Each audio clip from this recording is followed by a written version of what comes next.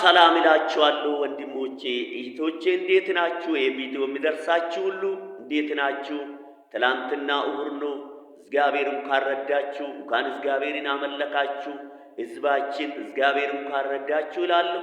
ይህ ቪዲዮ የሚደርሳችሁ ሁሉ ዛሬ ደግሞ እግዚአብሔር በውስጤ በልቤ መንፈስ ቅዱስ ያስቀመጠውን በዚህ ሚዲያ ላስተላልፍ ጸጋ ረድቶኛል። እናንተም የምትሰሙ የምትቀበሉ እግዚአብሔር ዘመናችሁን እባርክልን። እንግዲህ በዘመናችን እግዚአብሔር በውስጣችን ያስቀመጠውን አፍነን ከመኖር ተናግረን ለትውልድ ማስተላለፍ አለብን የሚለውን ሐሳብ ይዘን ነው በዚህ ሚዲያ ብዙ ነገር ከምንናገር ሕይወትን የማይሰጠውን ከምናስተላልፍ ክቡር የሆነውን እግዚአብሔርን ቃል እናስተላልፋለን። እሱም ደግሞ አንድ ቀን ይበቅላል፣ አንድ ቀን ፍሬን ያፈራል ብዬ አስባለሁ። እግዚአብሔር ከእናንተ ጋር ይሁን። ዋቀዮ ሲናየብሱ ነገኝ ኬቸን አመሌ ስኒፋ ባየቱ በከዴም ተኒቱንዳ ዋቀዮ ጉፉስ ፉንዱራ አካሱ ጅሬኛ ኬቸን ቤተሰበ ኬቸን ዋቀዮ ስኒፋ ይብሱ ጀራ። ዛሬ እንግዲህ ዮሐንስ ወንጌል ምዕራፍ 9 ላይ ጌታችን መድኃኒታችን ኢየሱስ ክርስቶስ ይሄ ሰው መንገድ ላይ ተቀምጦ ሳለ ጎራ ብሎ ይሄ ሰው ከሽበነት ወይንም ደግሞ ከዕውርነት እግዚአብሔር እንደፈወሰ ቃሉ ይናገራል። ከምዕራፍ 9 ጀምራችሁ ስትመለከቱ ከዛ በኋላ ግን ቁጥር 29 ላይ ተቃዋሞች ሲነሱ ክርስቶስን የሚቃወሙ ስራውን የሚቃወሙ እንዴት ታምራትን ያደርጋል፣ እንዴት ዕውርን ያበራል፣ እንዴት ጎባጣውን ቀና ያደርጋል፣ እኛ ከሱ በፊት ነበር፣ እርሱ አሁን ተወልዶ አሁን በድንግል ማርያም ከዚህ በቅርብ አይደለም ወይ የተወለደው? የዮሴፍ ልጅ አይደለም ወይ? እንዴት ታምርን እኛ አይናችን እያየ እኛ ከሱ በፊት ነበርነው ያላደረግነውን እንዴት ያደርጋል ብሎ በክርስቶስ ላይ በቅናት በምርቀኝነት ስለሚነሱ ክፋተኞች ተነሱ። ስሙ ለዘላለም ይባረክ። ይህ ቃል ዮሐንስ ወንጌል ምዕራፍ 9 ቁጥር 29 ላይ ሙሴን እግዚአብሔር እንደተናገረ እናውቃለን። ሙሴን እግዚአብሔር እንደተናገረ እኛ እናውቃለን። ይሄ ሰው ግን ከወዴት እንደሆነ አናቆም አሉት ይላል። ይሄ ሰው ከወዴት እንደሆነ አናቆም። ሙሴን እግዚአብሔር እንደምናገር እናውቃለን፣ እግዚአብሔርም እንደተናገረ እናውቃለን።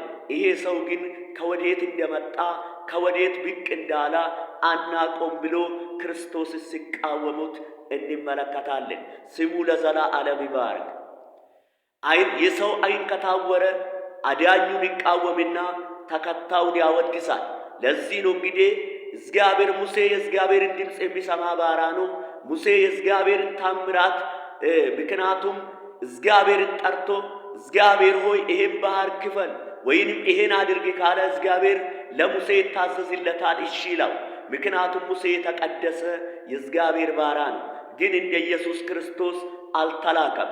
ግን እንደ ኢየሱስ ክርስቶስ ደሙን አላፈሰሰልንም። ግን እንደ ኢየሱስ ክርስቶስ በቀራኔ መስቀል ላይ ወጥቶ አልተሰቀለም። ስሙ ለዘላለም ይባረክ። እኔና አብ አንድ ነን አላለም ሙሴ።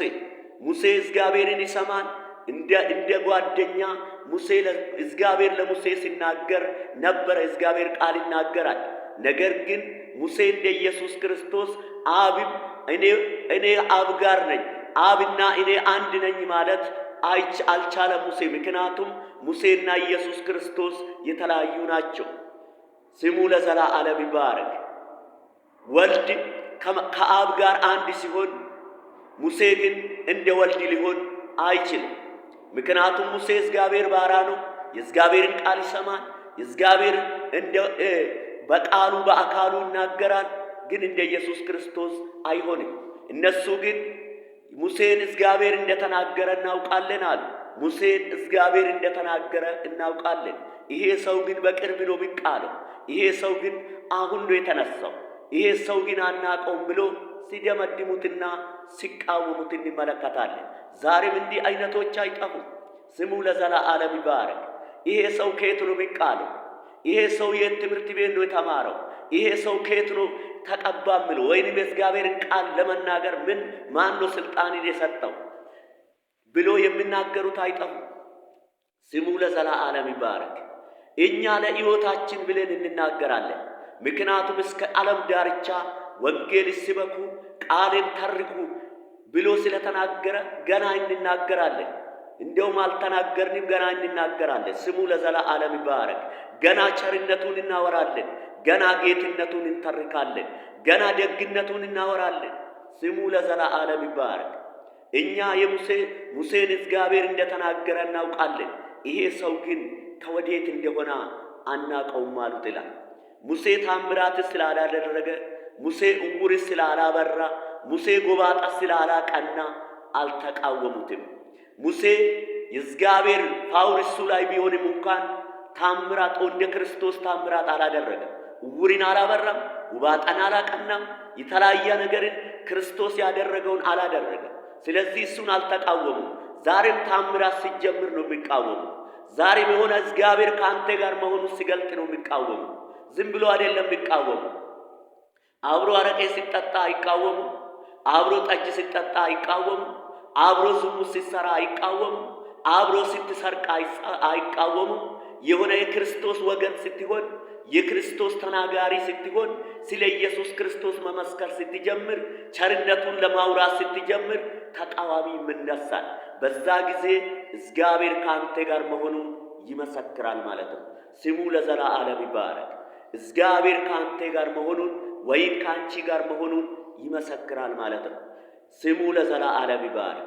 ሙሴን እግዚአብሔር እንደተናገረ እናውቃለን። ስሙ ለዘላለም ይባረክ። ብዙ ሰው በዚህ ዘመንም የሰውን አለባበስ፣ የሰውን ኑሮ፣ የሰውን ደረጃ አይቶ ነው የእግዚአብሔርን ቃል እንኳን የሚሰማ። ይሄ ትክክል አይደለም። እግዚአብሔር በድንጋይ ሊናገር ይችላል። ወንድሜ እንኳን እኔ በአምሳሉ የተፈጠርኩ ቀርቶ እግዚአብሔር በድንጋይ፣ እግዚአብሔር በተለያየ አፍ የሌላቸው በማይናገሩት እግዚአብሔር ሊናገር ይችላል። ስሙ ለዘላለም ይባረክ። ስለዚህ ሰው ማንኛውም የእግዚአብሔርን ቃል የሚናገር ከመንፈስ ይሁን እንጂ ይቀበላለሁ፣ አሜን ብዬ የእግዚአብሔርን ቃል አከብረዋለሁ። ስሙ ለዘላለም ይባረክ፣ ማደሪያው ይባረክ። ስለዚህ እኛ ሙሴን እግዚአብሔር እንደተናገረ እናውቃለን። ይሄ ሰው ግን ከወዴት እንደሆነ አናውቀውም አሉት ይላል። ይሄ ቃል የሚገኘው ዮሐንስ ወንጌል ምዕራፍ 9 ቁጥር 29 ጀምራችሁ ማንበብ ትችላላችሁ። ከዛ በኋላም እንዲሁም እሱ እናንተ አለማወቃችሁ ድንቅ ነው ብሎ ሲናገራቸው እንመለከታለን። አለማወቃችሁ ድንቅ ነው።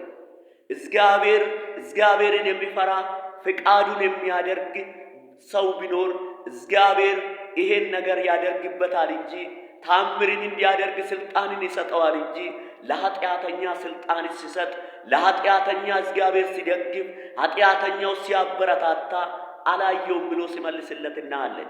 ዛሬም እንዲሁ ነው። እግዚአብሔር ኃጢአተኛ ከኃጢአቱ እንዲወጣ ጊዜ ይሰጠዋል እንጂ አይደግፈውም። ሌብነቱን አይደግፈውም፣ ውሸቱን አይደግፈውም፣ አስመሳይነቱን አይደግፈውም። ጊዜን ግን ይሰጠዋል። እንዲድን ጊዜን ይሰጠዋል። እምቢ ካለ ግን ራሱ በሚሰራ ሟርት፣ ራሱ በሚሰራ ተንኮል፣ ራሱ በሚቆፍር ጉድጓድ ይገባል ማለት ነው። ስለዚህ እግዚአብሔር ጸጋ፣ እግዚአብሔር ሰላም አሁንም በያላችሁበት ከእናንተ ጋር ይሁን። ይህም ቪዲዮ ለሌሎቹ ሼር አድርጉ። ወንጌልን በዘመናችን ሰርተን የክርስቶስን ቸርነት አውርተን እንለፍ እላለሁ። እግዚአብሔር ከእናንተ ጋር ይሁን። አሜን።